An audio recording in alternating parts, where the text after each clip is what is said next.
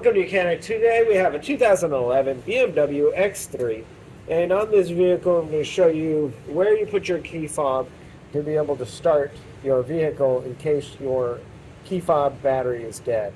Now of course you can see we could push the push buttons and they're not doing anything because say our battery is dead here, and if we know our 12-volt battery is still charged.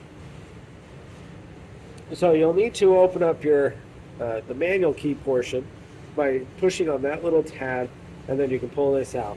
That way you can use your key to be able to unlock your car and then be able to get in. And then there's a location inside the vehicle to start the car. So now we're in the vehicle and we're going to go ahead and tap our start-stop function.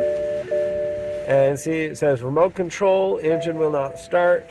We need to hold this our remote to the steering column because it's saying that it's not recognizing that we have our key in the car because the battery is dead. So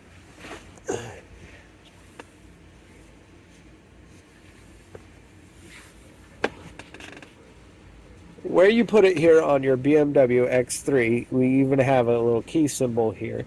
And so we're going to hold our remote here, whether it's this way or the other way. And now it recognizes it, push your foot on the brake, and you'll be able to start your car and be able to go where you need to. And that's how you would have to start your car until you replace your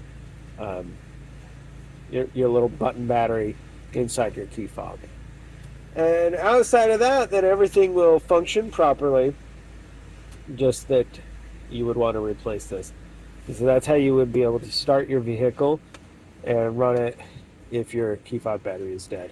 Thanks for watching Mechanic, where you can be the mechanic.